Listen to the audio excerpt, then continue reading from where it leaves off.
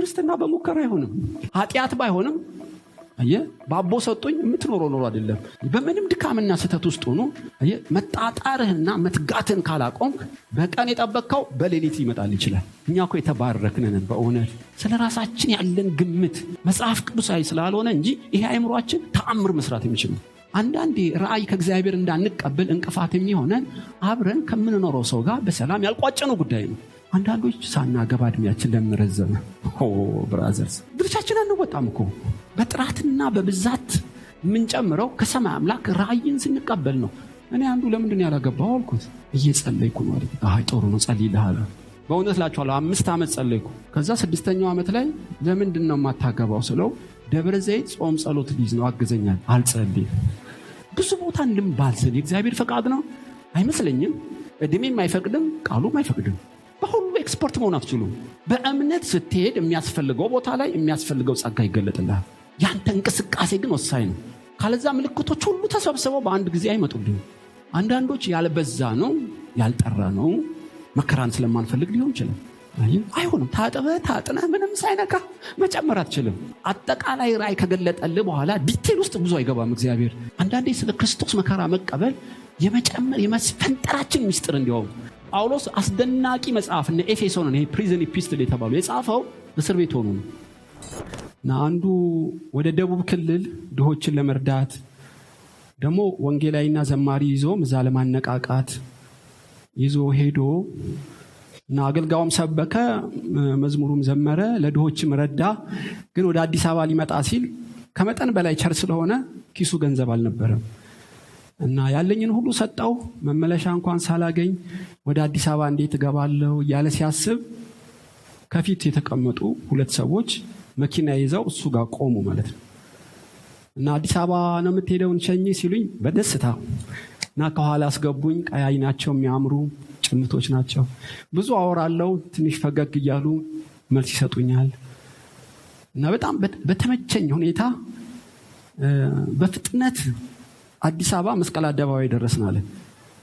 ቀና ስል ፎቆች ያለው አንዳንድ ማቃቸው ፎቆች በምቾት ከሁሉ በላይ በፍጥነት እንዴት መስቀል አደባባይ ደረስኩ? የሚገርም ነው። በጣም አመሰግናለሁ ብለው አወርዱኝ ስላቸው ቤተ እስጢፋ ሽሮ ሜዳ አይደለ እንዴ? ቤት ድረስ ነው የምንወስደው። ቤቴን ታውቃላችሁ እንዴ? ስቀው ዝም አለ እና ቤቴ በርጋ ካወረዱኝ በኋላ ቻው አሉኛል። ዞር ስል የሉም። ሚስቴ መጣች፣ መልአክ ተገለጡልኝ፣ በምቾትና በፍጥነት አመጡኝ፣ ስለ አስፋልት ላይ ተንከባለለች ብሎ አጫወተኝ። በጣም ገረመኝ። እኔ ስለ ሚራክሉ አይደለም፣ በእርግጥ ከመላእክቶች በላይ ኢየሱስ ከኛ ጋር እንደሆን እዚህ በፊት ተነጋግረናል። ግን በጥራትና በፍጥነት እንደ መልአክ ጉዞ ተአምራዊ ስኬት እንዴት ማምጣት ይቻላል? ዛሬ የምንካፈለው ነው እና 5 ነገሮች ዛሬ አካፍላችኋለሁ። ባለፈው ሳምንት ቴዲ እንደተናገረው ከበርጠለሜዎስ መልካም ዕድሎችን መጠቀም አይደለም፣ በጩኸታችን መጽናት፣ የምንለምነውን ማወቅ፣ ከተቀበልን በኋላ ጌታን ማክበር፣ እነዚህን ሁሉ አጥንተናል። ስለዚህ በርጠለሜዎስን ሰማው፣ ዘኬዎስን አየው። ታውቃላችሁ፣ የበርጠለሜዎስ ችግር ስጋዊ ነው፣ የዘኬዎስ ችግር የነፍስ ችግር ነው፣ የኃጢአት ክስ ነው። እና አየው፣ በስሙ ጠራው፣ ቤቱ ገባለት። እና ከበርጠለሜዎስም ከዘኬዎስም ያጠና ነው። ለህሊናው በጣም ታማኝ ነው። ለጊዜው መለኮታዊ ጥሪ ፈጣን መልስ የሚሰጥ ነው። በአምላክ ለመገሰጽና ለመዘለፍ ልቡ ቅን ነው። ስለዚህ ለነዚህ ለሁለቱም በስጋና በነፍስ ኢየሱስ ተአምራዊ ለውጥ አድርጎባቸዋል ማለት ነው። ዛሬ ሁለቱንም ባጠቃለለ መንገድ ከሐዋርያው ጳውሎስ በጥራት ከዛስ በፍጥነት በህይወታችን መጨመር እንዴት እንችላለን? 40 ግፋ ቢል 45 ደቂቃ እናጠናለን።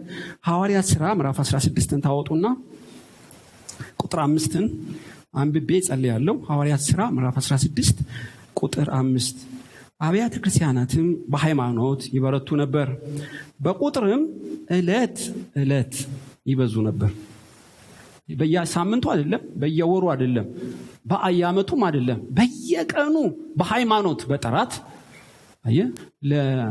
ለሚፍጨረጨር ሰው፣ ለሚታገል ነፍስ መንገዱ የጠፋው ጌታ ሆይ ነው ብዙ ፍሬ እንድናፈራ አባቴም ይከብራል ብዙ ፍሬ ብታፈሩ፣ ብዙ ተባዙ ተብሎ እንደተጻፈ የዘላለም አምላክ እነሆ ብዙ ጸጋ እንደ ዝናብ ዘንቦብናል፣ እንደ ማዳበሪያ እንደተደረገላት ተክል ተንከባክበህናል። ድንጋያችን ወጥተዋል፣ ምሰህልናል፣ ቅጥር ተቀጥሮልናል፣ አታክልተኛ እንደተቀጠረለት ሰው ሆነናል። ሆኖም ነፍሳችን ገና ክብር አልጠገበችም። ሩጫውን ጨርሻለሁ ወደ ማለት ገና አልደረስንም። አምላክ ሆይ ዛሬ በጥራትም በብዛትም የምንፈጥንበትን ጥበብና እውቀትን ግለጥልን፣ ደግሞ እንዲገባን እንድንኖርበት እርዳን። በጌታችን በኢየሱስ ስም ብለህ ስማን፣ አሜን። ሉቃስ ሲጽፍልን በሐዋርያት ሥራ ምዕራፍ 16 ከቁጥር 6 ጀምሮ እስከ 10 ያለውን ላንብብላችሁ። ሐዋርያት ሥራ ላይ ነኝ። በእስያም ቃሉን እንዳይናገሩ መንፈስ ቅዱስ ስለከለከላቸው በፍርግያ በገላትያ ሀገር አለፉ። በሚስያም አንጻር በደረሱ ጊዜ ወደ ቢታንያ ሄዱ ዘንድ ሞከሩ፣ የኢየሱስ መንፈስ አልፈቀደላቸውም። በሚስያም አጠገብ አልፈው ወደ ጢሮአዳ ወረዱ። ራእይም ለጳውሎስ በሌሊት ታየው። አንድ የመቄዶንያ ሰው ወደ መቄዶንያ ተሻግረህ እርዳን እያለ ቆሞ ሲለምነው ነበር። ራእዩንም ካየ በኋላ ወዲያው ወደ መቄዶንያ ልንወጣ ፈለግን፣ እንሰብክላቸው ዘንድ እግዚአብሔር እንደጠራን መስሎናልና። ተመልከቱ፣ ሐዋርያው ጳውሎስ በደማስቆ ኢየሱስ ተገልጦለታል፣ ሐናንያም ደግሞለታል። ተልኮ ለአሕዛብ ወንጌል መስበክ ነው ተብሎ። ስለዚህ ሐዋርያው ጳውሎስ ለንግድም ለጉብኝትም አይደለም። አሁን የጠራውላችሁ 5 ከተማዎች ላይ ሄዷል። እስያ፣ ፍርግያ፣ ገላትያ፣ ሚስያና ቢታንያ የሚባል እነዚህ ከተማዎች ወደ 5 ዓመታት ገደማን የፈጀበት። አሁን ሶማሌ፣ ሱዳን፣ ኤርትራ እንደምላችሁ አይነት ነው። ብዙ ገንዘብ፣ ብዙ ጉልበት፣ ብዙ ጊዜ ኢንቨስት አድርጓል። የሚገርመው ምንም ፍሬ አላፈራም። እንዲያውም በመንገዱ ኢየሱስ ይቃወመዋል፣ የእግዚአብሔር መንፈስ ይቃወመዋል። እና የሚቃወመው ፍሬ በማሳጣት ይሁን እርካታ በመንሳት ይሁን እኔ አላቅም። ነገር ግን የክርስቶስ መንፈስ ይከለክለዋል፣ በሄደበት መንገድ ሁሉ ይከለክለዋል። እና ጳውሎስ የሚያክል ታላቅ አገልጋይ 5 ዓመት ያልተጻፉበት ነፃ ደብተሮች ለምን ተገለጡበት? ነፋስን እንደመጎሰም በከንቱ ለምን ደከመ? እግዚአብሔር ሰማያትን ለምን ዘጋበት? 5 ግምቶች አሉኝ በእውነት። ዋናውና ትልቁ ከሰማይ አምላክ ራእይ በመቀበል ሳይሆን ሉቃስ እንደጻፈልን በሙከራ ስለሄደ ነው። ወደ ቢታንያ ሄዱ ዘንድ ሞከሩ። ክርስትና በሙከራ አይሆንም። ኃጢአት ባይሆንም ባቦ ሰጡኝ የምትኖረው ኖሮ አይደለም። ጳውሎስ ባይበድልም ግን ፍሬያማ አይደለም። እንደምታውቁት ሞቲቭ ንጹህ ነው፣ ግን ያለ ራእይ ስለሄደ ከሰረ ማለት ነው። በጥራትና በብዛት የምንጨምረው ከሰማይ አምላክ ራእይን ስንቀበል ነው። መጨረሻ ራእይ እኮ አግኝተዋል። ወደ መቄዶንያ ናና እርዳን የሚል አንዱ ሰው በህልሙ ታየው። የእግዚአብሔር ፈቃድ መሆኑን ስላወቅን በፍጥነት መቄዶንያ ሄድን። የኢሮፓ ዋና ከተማ ነች ፊልጵስዩስ እንደምታውቋት። እና ፊልጵስዩስ ሲሄድ ከገረዱ አጋንንት ወጥተዋል፣ ከወህኒ ቤት ተናውጠዋል፣ እስራት ተፈተዋል። ሊዲያ ጌታን ተቀብላለች። ኢሮፕን በአንድ እግሯን ያቆማት። እና ጳውሎስ በቢታንያም እሱ ጳውሎስ ነው የሰበከውም አንድ ቃል ነው፣ በፊልጵስዩስም አንድ ቃል ነው። ውጤቱ ግን የፊልጵስዩስ 1000 እጥፍ ይበልጣል። ለምን ብትሉ በራእይ ስለተንቀሳቀሰ ማንም ሊቋቋመው አልቻለም ማለት ነው። ሐዋርያው ጳውሎስ ለምኑ ቀድሞውኑ ወደ መቄዶንያ ናና እርዳን የሚለውን ሳይከስር ለምን አላየው? እገምታለሁ፣ በትክክል እርግጠኛ እንደሆንኩ ባላቅም ምዕራፍ 15 ላይ ከበርናባስ ጋር ስለተጣላ ነው። በርናባስ ዮሐንስ የተባለውን ማርቆስ ያክስቱን ልጅ ይዘን እንሂድ አለ። ጳውሎስ አይሆንም አለ። ለምን? በመጀመሪያ ወንጌል ጉዞ ዮሐንስ ጉዞ አቋርጦ ስለተመለሰ ነው። አንደኛ ብላቴና ነው፣ ሁለት እናቱ ናፍቀዋለች። ከጳውሎስ ጋር መብረር አልቻለም። ስለዚህ በሁለተኛው ወንጌል ጉዞ ከኛ ጋር አይሄድም ልፍስፍስ አለ ጳውሎስ። ጳውሎስ ዓላማ ተኮር ነው፣ በርናባስ ሰው ተኮር ነው። ሁለቱም አስፈላጊ ነው። በርግጥ ሁለቱም ባህሪ ተመጣጥሮ በክርስቶስ ተገልጧል። ጳውሎስ ግን ወደዛ ሙላት የደረሰ አይመስለኝም። የራሱ ጉዳይ አለ። እሺ ችግር የለውም፣ በወንጌል መጣላት እኮ ችግር የለውም። ግን ሉቃስ ሲጽፍ ተከፋፍተው ተለያዩ ይላል። ሳይስማሙ ግን ሳይጣሉ መለያየት አይችሉም? ይችላሉ። የራስ ጉዳይ ተባብለው ተለያዩ ማለት ነው። ከዛስ በሚሄድበት ሰዓት ሰማይ ተዘጋ። እንደዛ ተረጉመዋል። አንዳንዴ ራእይ ከእግዚአብሔር እንዳንቀበል እንቅፋት የሚሆነን አብረን ከምንኖረው ሰው ጋር በሰላም ያልቋጨነው ጉዳይ ነው። የራሷ ጉዳይ የራስ ጉዳይ ብለህ እንደቀላሉ የዘጋው ፋይል በመንገድ ላይ ይከተላል። አሸዋ ላይ እንደመሮጥ ነው የሚሆነው። ከሰው ሁሉ ጋር ሰምና ወርቅ እንሆን ባይባልም ኢየሱስም አልሆነም። ግን ሰዎች እንዲጠሉን በእኛ በኩል ምክንያት እንዳይገኝብን መጠንቀቅ አለብን። ካለዛ ብዙ ጥረት ትንሽ ፍሬ ነው የሚሆነው። አብርሃም አገርና ጎረቤትህን ዘመድህን ተለይተህ ውጣ አለው። ታራን እና ሎጥን ይዞ ወጣ። ታውቃላችሁ፣ ታራ መዘግየት ማለት ነው። የሱት ትርጉም ሎጥ መጋረጃ ማለት ነው። ልክ እንደ ስማቸው ነው። አንዱ አዘገየው፣ አንዱ ጋረደው። ታራን ይዞ በካራን ተቀመጠ። ለምን ተቀመጠ? ሽማግሌ ነው አባቱ። ከአብርሃም ጋር እኩል መብረር አይችልም። እስጢፋኖስ ይመስለኛል ሐዋርያት ሥራ ላይ ታራንም በካራን ገደለው እግዚአብሔር ይላል። ከሀገሩ ውጭ እንዲሞት ያደረገው አብርሃም ይመስለኛል። እና ያኔ ብድግ ብሎ ወደ ከነዓን ሄደ። ግን ተከትሎት ሄደ ሰዋል እንደ መጋረጃ። እርሱም ሎጥ ነው። እና ሎጥ እንደምታዩት የዚህ ምድር ነገር ያታልለዋል። ነፍሱ ጻድቅ ብትሆንም በሴሰኛ ኃጢአተኛ ኑሮ ቢጨነቅም ግን ከአብርሃም ጋር ስታስተያዩት ብዙ ሚዛን የሚደፋ አይደለም ህይወቱ።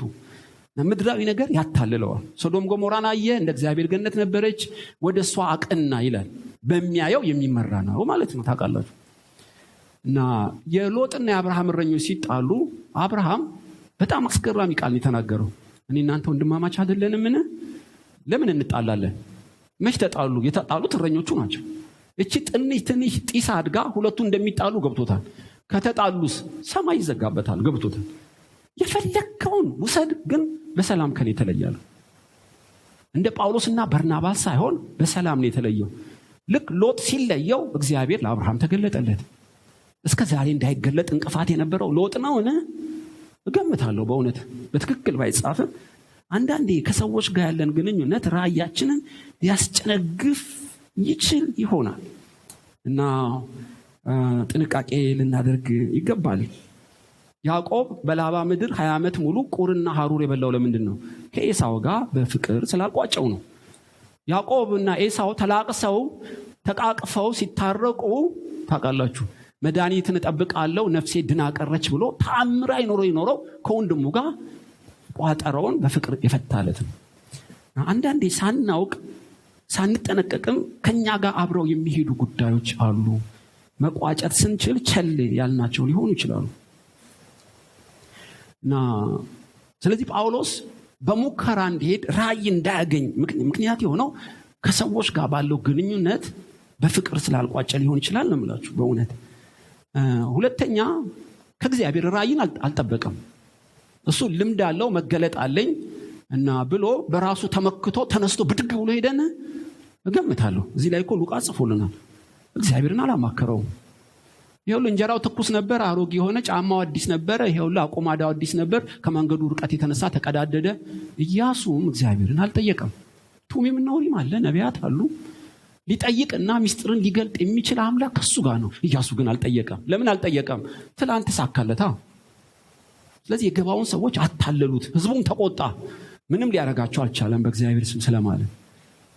አንዳንድ ጊዜ ከእድሜያችን ብዛት ወይም ከስኬታችን ብዛት የተነሳ እግዚአብሔርን መጠየቅ የማያስፈልግበት ደረጃ ይደረስን ይመስለናል። ግን አየህ ወንዝ የመሰለ ብዙ እቋሪና ረግረጎች የተዋጡ ብዙ አሉ። መጠየቅ ጥሩ ነው። ጳውሎስ በመንገድ ሲሄዱ ትዝ ይላችኋል፣ በኋላ ልምድ አግኝተዋል። አሁን ጸጥ ያለ ንፋሱም ልከኛ ይመስልሃል አይደለም? ከሰማይ አምላክን ሚስጥር ልንገርህ ካፒቴን፣ ኃይለኛ አውራቂ ሳውሎ ንፋስ ያገኘናልና መርከቡን አታንቀሳቅሰው አለው። የመርከቡ ባለቤት ከጳውሎስ ይልቅ ካፒቴኑን ስለሚሰማ ጉዞ እንዲጀምር አዘዘ። ብዙም ሳይቆዩ አውራቂ ሳውሎ ንፋስ በአንድ እግር አቆማቸው።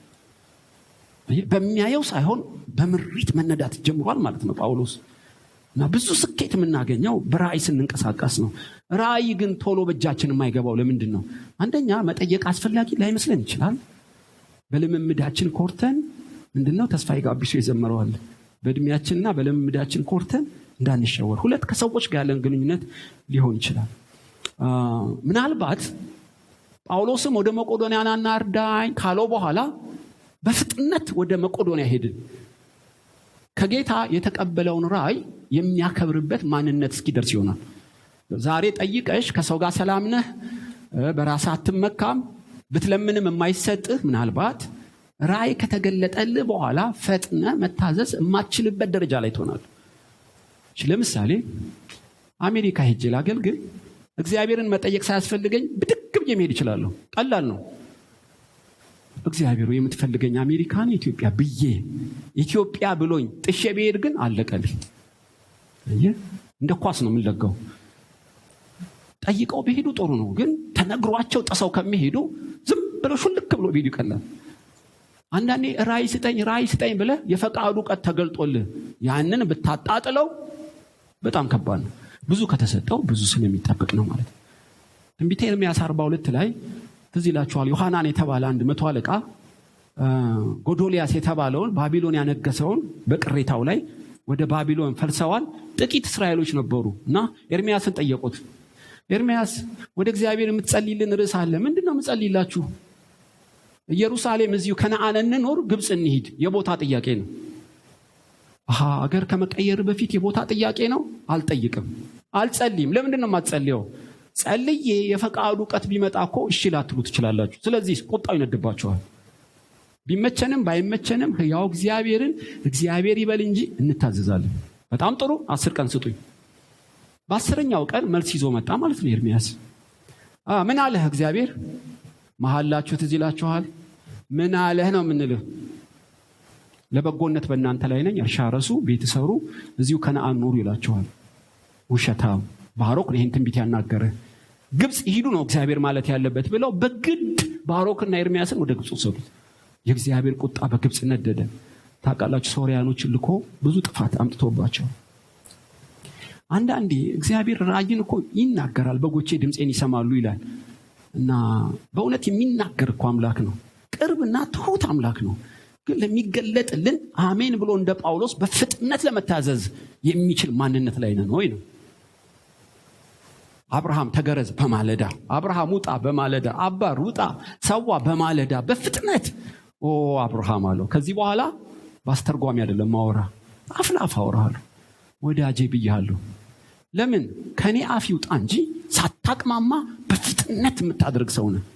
ብዙ ሚስጥር ነገረው ማለት ነው። አሁን በዚህ ጉባኤ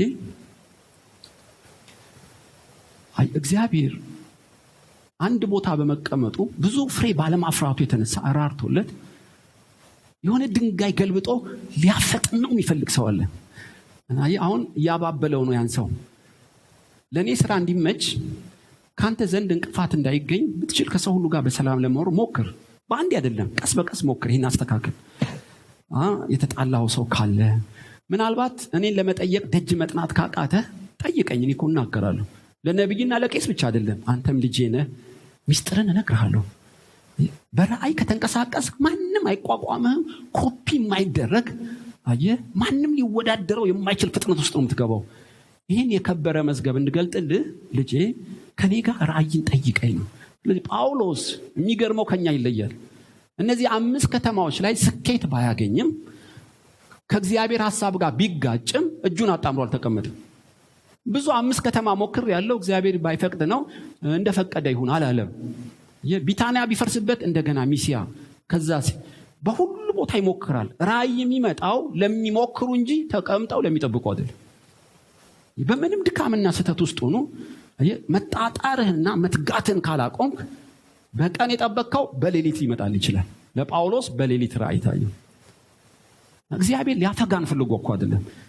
የተገለጠልን ራእይ በማክበር የኮኩባ ደጎባ የመላውን ዓመታታችን ሊክስ የሰማይ ራእይን ይሰጠናል። ራእይ ከመጣ አለቅ። ያዕቆብ ቁርና ሐሩር የበላው ቢመስላችሁም ራእይ ሰጠው። ሽምልመሌ አድርጎ በትሩ ላጠ። በጎቹ ውሃ ሊጠጡ ሲመጡ ያጋድመው ነበር። የያዕቆብ በጎች ብርቱ ሆኑ፣ ብዙ ሆኑ።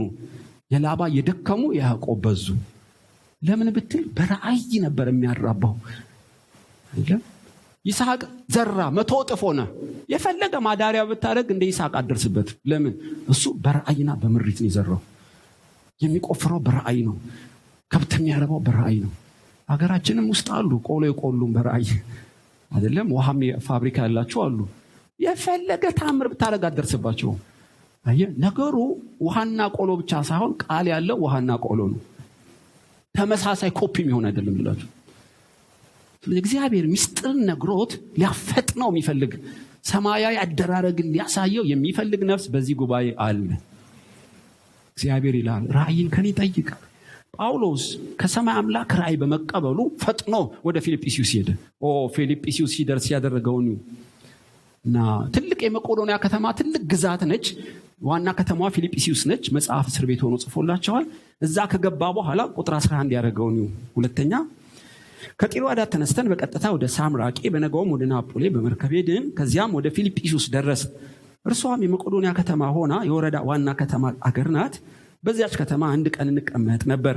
በሰንበት ቀንም በከተማ በር ውጭ የጸሎት ስፍራ በዚያ መሆኑን ስላሰብን ወደ ወንዝ አጠገብ ወጣን። ተቀምጠንም ለተሰበሰቡት ሴቶች ተናገርን። ከቲያጥሮን ከተማ የመጣች ቀይ ሐር ሻጭ እግዚአብሔርን የምታመልክ ሊዲያ የሚሏት አንዲት ሴት ትሰማ ነበረች። ጳውሎስም የሚናገረውን ታደምጥ ዘንድ ጌታ ልቧን ከፈተላት። እርሷም ከቤተሰቦቿ ጋር ከተጠመቀች በኋላ በጌታ የማምን እንደሆን ከፈረዳችሁልኝ ወደ ቤቴ ገብታችሁ ኑሩ ብላ ለመነችን። በግድም አለች። መቄዶንያ ከገባ በኋላ ምን አደረገ? ራእይ ተቀብሏል። መቄዶንያ ከገባ በኋላ እሺ የሰማይ አምላክ ወዴት ነው የሚሄደው? ወደ ወንዝ ጋር ትሄዳለህ። ከዛስ ሚሊዮነር ሊዲያ ልቧን ከፍታለሁ። አልቤርጎ አትንከራተትም። አየህ፣ እግዚአብሔር አላለውም፣ ጳውሎስም አልጠየቅም። ሁለተኛ በፍጥነትና በጥራት የምንጨምረው አንደኛ በራእይ ስንንቀሳቀስ ነው።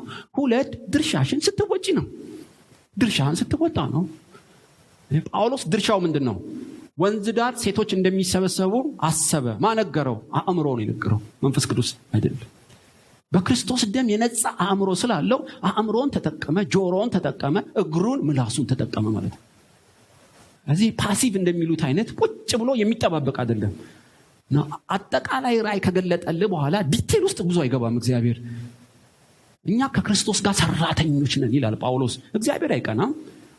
የኛ ኃይል ትንሽ ብትሆንም ግን አብረን ሰራተኞች እንደሆነ ልነግራችሁ ፈልጋለሁ። በጫት ያልደነዘዘ በህሊናችን በደሙ የታጠበ የቅዱስ ቃል የተሞላ ማንነት እኮ አለን። ነገር ግን እንደዛ አይደለም የምናስበው በእውነት። እና ጳውሎስ አእምሮውን ይጠቀማል። የሚገርም ሻርፕ እኮ አእምሮ ነው ያለን ብንጠቀምበት። የዚህ ዓለም ልጆች ግን ከኛ ከብርሃን ልጆች ይበልጣሉ። ይገርማችሁ። ለምን እንደሆነ ሚስጥሩን ባላቅም ጳውሎስ ግን አእምሮውን የሚጠቀም ሰው ነው ማለት ነው፣ ለመብዛትና ለመጥራቱ። ስለዚህ ወንዝ ዳር ሄደ። እግዚአብሔር ተናገር እኮ አላለውም። አጠቃላይ እውቀት ሰጥቶታል፣ ተናገረ። የእሱ ድርሻ መናገር ነው። የልብ መክፈት ድርሻ እግዚአብሔር ነው። ሊዲያ የተባለ ሰው ልቧን ከፈተለት። ከዚህ በኋላ ሆቴል ቤት ማደር ቀረ ማለት ነው። እሷ ቤት ተቀምጦ እንደ ስፕሪንግ ቦርድ ዩሮፕን ደረመሰው እንደምታውቁት። ምክንያቱም ሰምቷል፣ በእግሩ ሄዷል፣ ተናግሯል። እግዚአብሔር ልብን መክፈት፣ ሰዎችን መሰብሰብ፣ ማዳን የእግዚአብሔር ስራ ነው ማለት ነው። ስለ አዳም አእምሮ አንድ ዘፍጥረት ላይ የተጻፈውን አንብቤ ገርሞኛል። አዳምም እግዚአብሔር ተቆጣበት እና አንድ መልአክ አስወጣልኝ አለው። መልአክ ነው አስወጣልኝ አለው። ታውቃላችሁ፣ አንዲት ዛፍ በልቶ በህይወት ሳይሞት እንዳይኖር የህይወት ዛፍ እንዳይበላ ከገነት አስወጣልኝ አለው። ግን መልአኩን ብቻ አላመነውም። የምትገለባበት ሰይፍ ኤደን በር ላይ ያስቀመጠ። ሰይፏን ብቻ አላመናትም፣ የምትነድ እሳት አረጋት ይላል። 3 ዘበኛ ቀጠረለት። መልአክ 24 ሰዓት የሚሽከረከር ሰይፍ፣ አንገት የሚቀነጥስ ማለት ደግሞ የሚነድና የሚያቃጥል አረገው። ለምን ብትሉ መልአኩ ሊሸውደው ይችላልን? ለምን መልአኩ ብቻ አልበቃም? የአዳም አእምሮ ቀላል አይደለም ማለት ነው። አሁን እኮ ከአዳም በሚበልጥ አይደለም እኛ የክርስቶስ ልብ አለን የተባልን አይደለም። ሁለተኛው አዳም ክርስቶስ የማይሞት ዘላለማዊ ሚስጥር ሁሉ የሚያቅዱስ መንፈስ ያገኛል፣ በደሙ የነጻን። እኛ እኮ የተባረክነን በእውነት። ስለ ራሳችን ያለን ግምት መጽሐፍ ቅዱሳዊ ስላልሆነ እንጂ ይሄ አእምሮአችን ተአምር መስራት የሚችል ነው። ጳውሎስ ሰለለ ወንዝ ዳር። ቅዳሜ ቀን ሴቶች አሉ። ማነገረው አእምሮን የነገረው መረጃ ይሰበስባል፣ ያጠናክራል። ጴጥሮስን ሊገለው ሄሮድስ እስር ቤት አሰረው። ብዙ ጠባቂዎች ነበሩት። ማርያም ቤት ጸሎት ሲሆን መልአክ ጴጥሮስ የታሰረበት ቤት ገባ። ከዛስ ብርሃን በራ ይላል። ጴጥሮስ ማብራት ይችላል? አይችልም። ተኝቶ ነበርና ሲመታው ነቃ። ሰንሰሉ እጁ ላይ ስለነበር በጠሰለት። ለምን? ጴጥሮስ መበጠስ አይችልም። ከዛ ያለውን ታውቃላችሁ። ጴጥሮስ ጫማህን አድርግ፣ ጴጥሮስ ወገብህን ታጠቅ፣ ሰንሰል እግሬን አድክሞኛል፣ እባክህ አንተ ጫማዬንም ቀበቶዬን አድርግልኝ። አትቀልድ ጴጥሮስ። አላረግልህ። ለምን? አንተ ማድረግ ትችላለህ።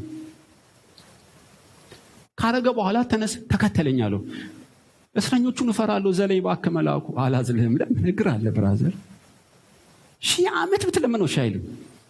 በሩ ጋር ሲደርሱ በሩ ተዘግቷል። ጴጥሮስ መክፈት አይችልም። መልአኩ በታምራት ከፈተው። ከወህኒ ቤት ወጡ። እንዲህ ብትሉስ መልአኩና ጴጥሮስ ተባብረው ወጡ። ትክክል ነው።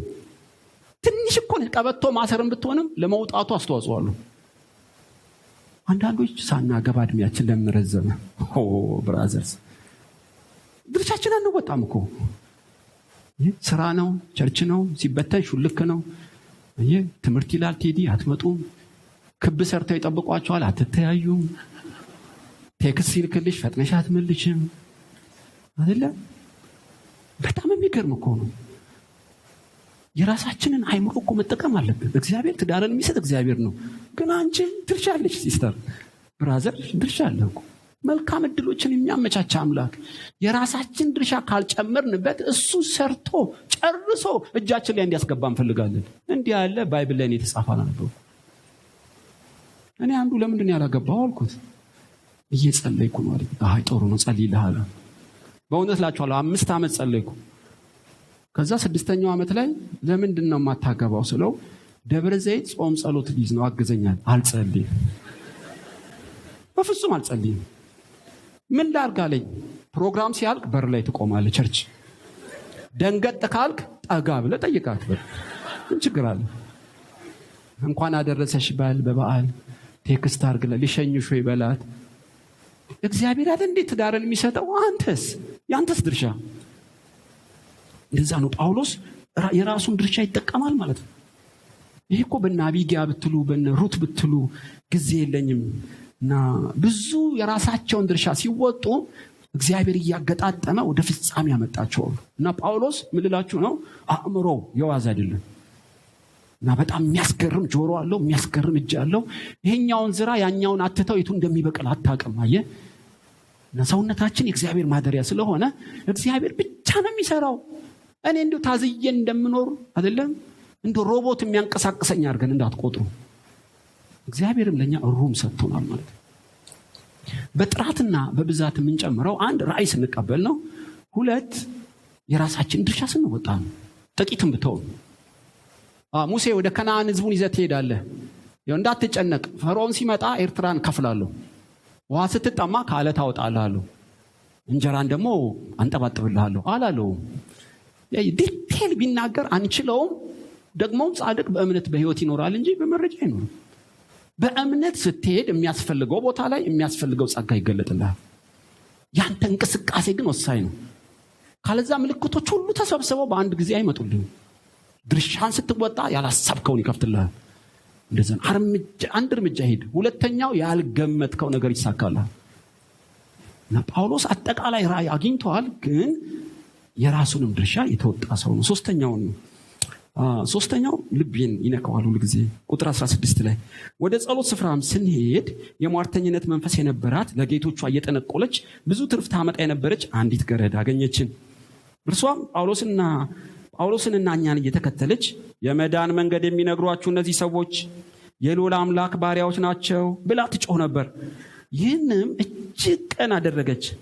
ጳውሎስ ግን ተቸገረና ዘወር ብሎ መንፈሱን ከእርሷ እንድትወጣ በኢየሱስ ስም አዝሃለሁ አለው። በዚያም ሰዓት ወጣ። በፍጥነትና በጥራት እንድንጨምር ራእይን ከጌታ መቀበል፣ ያንተን ድርሻ መወጣት። ሶስተኛው ትኩረትህ በተልእኮ ላይ ማድረግ ነው። ከየት አመጣኸው ብትሉኝ፣ እቺ ሴት የተናገረችውን እኮ ማንም ተራጴን ጠያቀው። የልዑል አምላክ ባሪያ የመዳን መንገድ የሚነግራችሁ ሰው ቢላችሁ ሃሌሉያ ነው የምትሉት። አያሌ ቀን ቃል ሳትቀይር የብርሃን መልአክ መስላ ነቢይ መስላ እኮ ነው የምትነግረው። ጳውሎስ ግን ትኩር ብሎ አያት። መንፈሱ ታወከበት። ይህ መንፈሳዊ ሰው ሁሉን ይመረምራል፣ በምንም አይመረመርም። ታውቃላችሁ፣ መንፈሱ ሲታወቅ ምንጩ ገባው። ምን እንዳለ ሳይሆን ማን እንዳለ ገባው ማለት ነው። በኢየሱስ ስም ውጣ ሲለው ጠንቋይ መንፈስ ስለነበር፣ ሰላቢ መንፈስ ከሴትዮዋ ከገረዷ ወጣ። ጳውሎስ አሁን አንዳንድ ኤክስሬ የሚባሉ ማሽኖች አሉ። በቀላሉ የሳምባህን ምን ላያሳዩ ይችላሉ። አሁን ኤምአርአይ የሚባል ተሻሽሎ መጥቶልሃል። ደም ውስጥ ገብቶ በካሜራ ተከተከተከተ በታት ነው የሚለው። በጣም የሚያስገርም ቴክኖሎጂ እና አየህ፣ ዝም ብለህ በኤክስሬ ፎርም ሰውን በማየት የመለየት ጸጋ ላይኖር ይችላል። ግን በአንድ ቦታ ጳውሎስ ትኩረቱ በተልእኮ ላይ ስለሆነ በዛ የጸጋ ስጦታ እየጨመረ እንደመጣ ልነግራችሁ እፈልጋለሁ። 10 ድስት ጥዶ 10 ቦታ የሚዞር አይደለም። በተሰጠው ጸጋ ላይ ቀንና ሌሊት ትኩረት ስለሚያደርግ እየጨመረ ነው የመጣው። የተደበቀና የተሰወረውን ሁሉ ይለየው ጀመር።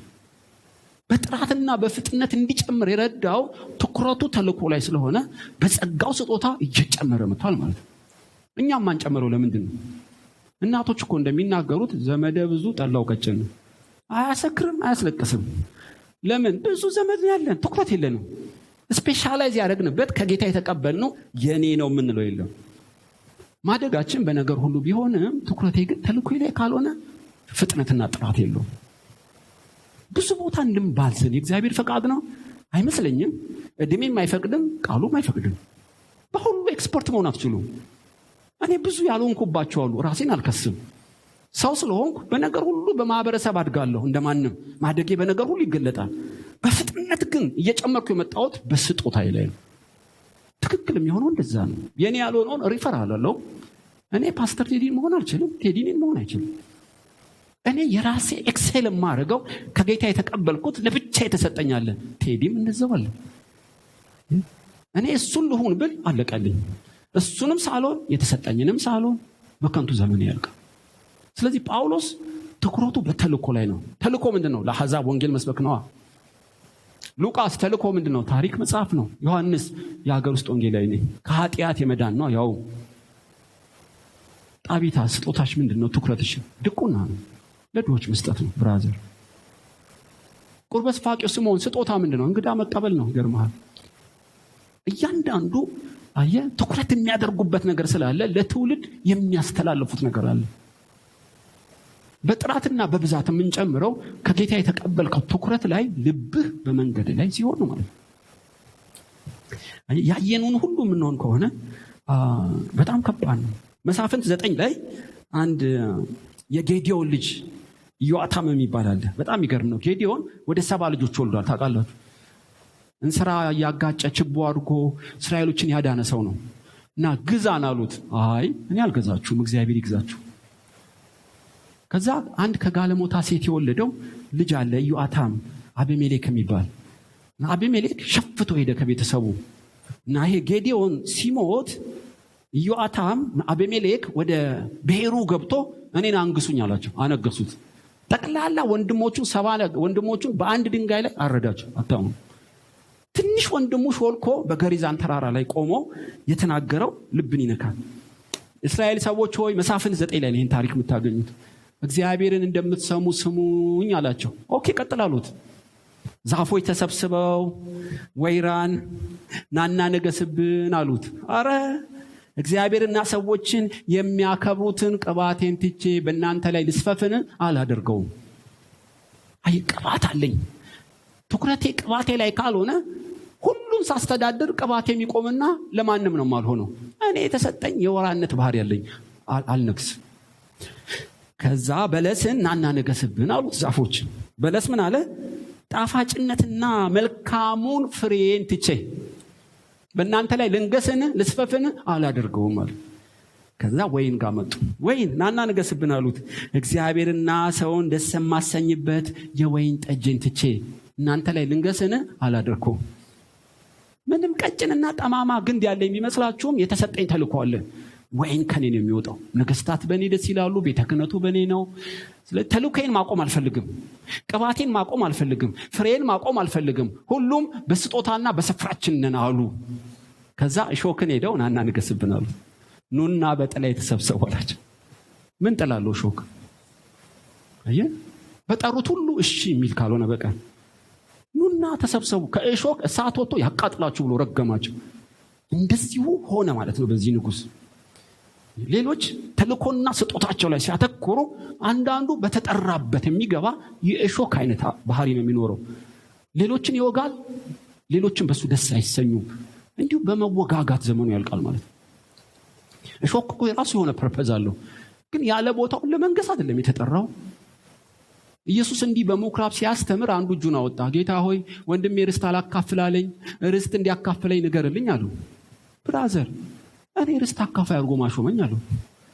ፍርድ ቤት ሂድ ከፈለክ ዳኛ አለልህ። ለዚህ እኔ እኮ አብ የላከኝ ሰዎችን እንዳስተምር፣ አጋንንት እንዳወጣ፣ እንድሰብክና ለአዳም ልጆች እንድሰቀል ነው እንጂ ርስት አከፋፋይ አይደለም። እኛስ እሺ ነው የምንለው። ይገርማል። አንዳንዴ ጀነራል እንሆናለን፣ አክቲቪስት እንሆናለን፣ ሁሉንም ፓስተርም እንሆናለን። እና ሁሉን ሆነን እንዴት እንችለዋለን? አንዳንዱ እኮ እምቢ አልተሰጠኝም፣ የኔ አይደለም፣ በቃ መከልከል አለብህ። መንፈሱን የማይገዛ በር እንደሌለው ቅጥር እንደሌለው ሰው ነው። ሁሉ ይገባበታል፣ እሱም ሁሉ ውስጥ ይገባል ማለት ነው። ለምንም አይሆንም። እና በመጽሐፍ ቅዱስ ጳውሎስ በጣም በጥራትና በፍጥነት እንዲጨምር የረዳው ከትኩረቱ ውጪ ወደ ግራና ወደ ቀኝ አይደለም። ሩጫ ይሄን ብሏል። በእርግጥ ለጢሞቴዎስ ግን ሩጫውን ነው ያለው። የ100 ሜትር ሩጫ የራሱ ትራክ አለው። በሰው ትራክ ገብቶ ተጠላልፈው እንዳይወድቁ በጣም በፍጥነት ስለሚሮጡ የሚሮጠው በተሰመረለት ውስጥ ነው። በሰው መስመር ገብቶ ቢሮጥም ዲስኳሊፋይ የሚባል ታውቃለች። ጳውሎስ ልጄ ጢሞቴዎስ እኔ ሩጫዬን አይደለም ሩጫውን። የቱን ሩጫ? ለአሕዛብ ወንጌል መስበክ ነው። አንተም ከጌታ የተቀበልከውን ትፈጽም ዘንድ ተጠንቀቅ። ለአግሪጳም ንገርልኝ፣ ከጌታ የተቀበለውን ይፈጽም ዘንድ። ባልተቀበለው ጊዜ በሰው ጉዳይ እንዳትገባ ተጠንቀቅ። የራስን ጉዳይ ፈጽም፣ ደሞዝህ እንዳይጎድል በራስ ጉዳይ አተኩር ልጄ ጢሞቴዎስ። እንደዚህ እያለ ልጆቹንም ያሰለጥናል ማለት ነው። ጳውሎስ በጥራት ከዛስ በፍጥነት እንደ ጀት ሊጨምር የቻለው ራእይን ይቀበላል፣ የራሱን ድርሻ ይወጣል አይደለም። አሁን እንዳልኳችሁ ትኩረቱ በተልእኮ ላይ ነው። ግን አራተኛ እየጨመረ ነው የመጣው። ቁጥር 19 ጌቶቿም የትርፋቸው ተስፋ እንደወጣ ባዩ ጊዜ ጳውሎስና ሲላስን ይዘው ወደ ገበያ በሹማን ፊት ጎተቷቸው። ወደ ገዢዎችም አቅርበው እነዚህ ሰዎች አይሁዳዊ ሆነው ከተማችን እጅግ ያናውጣሉ፣ እኛም የሮሜ ሰዎች ሆነን እንቀበለው እናደርገው ዘንድ ያልተፈቀደውን ልማድ ይናገራሉ አሉ። ሕዝቡም አብረው ተነሱባቸው። ገዢዎችም ልብሳቸውን ገፈው በበትር ይመቷቸው ዘንድ አዘዙ። በብዙ ከደበደቧቸው በኋላ ወደ ወህኒ ጣሏቸው። የሆነ ጠባቂ ተጠንቅቆ እንዲጠብቃቸው አዘዙት። እርሱም የዚህን አይነት ትእዛዝ ተቀብሎ ወደ ውስጠኛ ወህኒ ጣላቸው። እግራቸውንም በግንድ ጠረቃቸው፣ አጣብቆ ጠረቃቸው። አሁን የዛ ጠንቆላ መንፈስ ስለወጣ ሴትየዋ መጠንቆል አልቻለችም። ገቢያቸው ቀነሰ። ስለዚህ ገንዘብ ተኮር የሆኑ ወሮበሎችን ሰብስበው በጳውሎስ ላይ ስደት አስነሱ ማለት ነው። እና ከንቲባዎች መጡ፣ የሴኩሪቲ ሰዎች መጡ። ከተማው ለምን ተበጠበጠ? በጳውሎስ ምክንያት ነው ተባለ ማለት ነው። ያዙት። ከዛ ይዘው ሮማዊ ራቁቱን አይገረፍም፣ ራቁቱን ደበደቡት አይደለም ይለን፣ በብዙ ደበደቡት። ከዛስ በግንድ ጠረቁት። መጠረቅ ማለት ሁለት እጅ በሰንሰል ይታሰራል፣ ሁለት እግር በሰንሰል ይታሰራል እና በክላምፕ ይስቡታል። ሊበጠስ ሲል ትንሽ ነው የሚቀሩት። በጣም ከባድ ነው። ከዛ ዱላ ሆዱ ላይ ያደረጉና እንደገና ያጠብቁታል። ሆዱን እንደ ከበሮ ሊፈነዳ ሲል ይተቡታል። ስቃዩ ልነግራችሁ አልችልም፣ መገመት ትችላላችሁ። እንደዚህ አሰቃቂ ስርዓት አድርጎ ቆልፎበት ትቶት።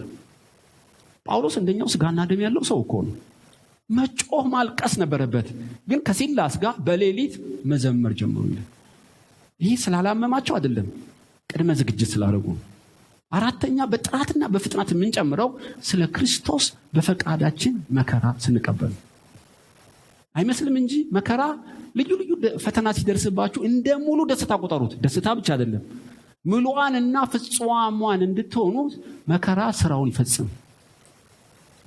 እንዲያውም ልዩ ልዩ መከራ ሲደርስባችሁ ይላል ኢየሱስ ዝለሉ፣ ደስ ይበላችሁ ይላል። ለምን? መከራ በተቀበልከው ልክ ጸጋ ስለሚጨመርልህ ማለት ነው። ስለዚህ ጳውሎስ ከሲላስ ጋር አመሰገነ። እስራት የተፈታው ሰብኮ አይደለም፣ ገስጾ አይደለም፣ መሬት የተንቀጠቀጠው ማልዶም አይደለም። ስለ ክርስቶስ በፈቃዱ መከራ ሲቀበል መጨመርና በብዛት ጀመረ ማለት ነው። አንዳንዶች ያልበዛ ነው ያልጠራ ነው፣ መከራን ስለማንፈልግ ሊሆን ይችላል። አይሆንም። ታጥነ ምንም ሳይነካ መጨመር አትችልም። እንደ ፓኬጅ ነው አንድ ላይ። ስለ ኃጢአት አይሆን እንጂ ስለ ክርስቶስ መከራ ለመቀበል የፈለገ ሚዛናቸው እያበሩና እየደመቁ ነው የሚሄዱት። መከራ በራሱ የማብዛትና የማጥራት አቅሙ ከፍተኛ ነው። ጳውሎስ ስለ ክርስቶስ መከራን የመቀበሉ አቅም የሰማይ መገለጥን ከዚህ በፊት ያላየው ልምምድን፣ የምድር መናወጥ፣ የስራቶች መፈታት፣ የእግዚአብሔር መንፈስ ክብር መሞላት ያየው ስለ ክርስቶስ በፈቃዱ መከራ በመቀበሉ። ሙሴም የፈርዖን ልጅ እንዳይባል ጮማ እንዳይበላ መረጠ። ተገዶ እኮ አይደለም፣ በምርጫ ነው። ዳንኤል በሩ ላይ ተለጠፈለት፣ የጸለየ ሰው አንበሳ ውስጥ ይጨምራል። ለሁሉም ጊዜ ያለው በልቤ ብጸልይ እኮ እግዚአብሔር መንፈስ ነው ማለት ይችላል እኮ። በምርጫ ነው፣ ማንም ያስገደደ የለው። መስኮቱን ከፍቶበት እዩ ሰው እያየው መጸለይ ጀመር። ምን ማለት ነው? አንበሳ ውስጥ ልገባ መርጫ አለው ማለት እኮ። እነዚህ ሰዎች ናቸው አንበሳ የተዘጋላቸው፣ እሳትን ወላፈን ያጠፉ፣ ነገስታትን ድል ይነሱ፣ በህይወታቸው ማንም ሊቋቋመው የማይችል የጽድቅ ተጽዕኖ ያመጡ፣ ስለ ክርስቶስ በፈቃዳቸው መከራ የተቀበሉ። ከዚህ በፊት ነግሬያችሁ እንደሆነ አላውቅም፣ ብዙ ጊዜ ስለመጣው እግዚአብሔር ተራራ ላይ ጠርቶኛል። ሆር ሙሴ አሮን ህዝቡን አደራለሁ። ችግር የለውም አለ አሮን። ታውቃላችሁ ንግግር እንዴት እንደሚችል። እኔ አፈኮል ታፋኔ እንደኔ ያለ ሰው ፈርዖን ፊት ይቆማል። ኦኬ ምላስን ባልፈውስም ጥሩ አድርጎ የሚናገር አሮንን እሰጣለሁ። አሮን ፍሉዌንትሊ ስፒከር ነው ማለት ነው። በዛ ላይ ጢሙ ረጅም ነው። ሽቶ አድርጎ ሲለብስማ መዝሙር ውስጥ ተጽፎላችሁ በጣም አስገራሚ ካህን ነው። መከራ አይምጣ እንጂ መድረክ ላይ አቆመው አይደለም፣ ፀሐይ አይውጣ እንጂ በቃ መልካም ቦታ ላይ ያሰጥማችኋል። ከዛ መጡ እስራኤሎች። ይሄ ሙሴ ከግብፅ ያወጣ ምን እንደሆነ አናውቅም። ሆር ጥጃ ስራልን። ጥጃ አልሰራም። አንደግመውም። ጥጃ ስራ አልሰራም። በድንጋይ ወግረው ገደሉት። ቀጥታ አሮን ጋር ነው የመጡት። አሮን ጥጃ ትሰራለህ? አትሰራም። ወርቃችሁን አምጡላቸው። አቅልጦ ሞርዶ ቦርሾ ጥጃ አድርጎ ከግብፅ ያወጣቸው አምላክ ነዋል። ሙሴ ጽላቱን ሰበረው፣ ጥጃውን በጥብጦ አጠጣቸው፣ ገደላቸው። በወንዝ ሄዶ ቁጣው ነደደ። ለአሮን አንድ ጥያቄ ነው የጠየቀው። ህዝቡን መረን ለምን አወጣቸው ነው። ንግግር ይችላል ታውቃላችሁ። ህዝቡ አመፀኛ ነው፣ ልቡ ጠንካራ ነው እንደምታውቀው። ይሄ ከግብፅ ያመጡት ወርቅ ነው እንቅፋት የሆነባቸው። አምጡ ብዬ ሰዓት ውስጥ ጨመርኩት፣ ጥጃ ሆኖ ወጣ። ንግግር ይችላል። መገደል ነበረበት። የተቀባ ልብስ ስለለበሰ ስለ ቅዱስ ቅባቱን የቆመው። በእርግጥ 2 ልጆቹን ጭጭ አድርጎለታል በአንድ ቀን። መከራ ሲመጣ እጥፍ ይላል። ስለ ክርስቶስ እንደ ሆር መሞት አልቻለም። ባስልኤልና ኤልያብ የተወለዱት እኮ ስለ ክርስቶስ በጽድቅ ከሞቱት ደም ውስጥ ነው። ከአሮን ውስጥ ምን ወጣ? አንዳንዴ ስለ ክርስቶስ መከራ መቀበል የመጨመር የመስፈንጠራችን ሚስጥር እንዲያውም ጳውሎስ አስደናቂ መጽሐፍ እነ ኤፌሶንን ይሄ ፕሪዝን ኢፒስትል የተባሉ የጻፈው እስር ቤት ሆኖ ነው። ስለ ክርስቶስ መከራ በተቀበለ ልክ ከሱ የሚወጣው ሰማያዊ መገለጥ ማንም ሊቋቋመው አልቻለም። አንዳንዴ መከራን ለመቀበል ፈቃደኛ ስላልሆኑ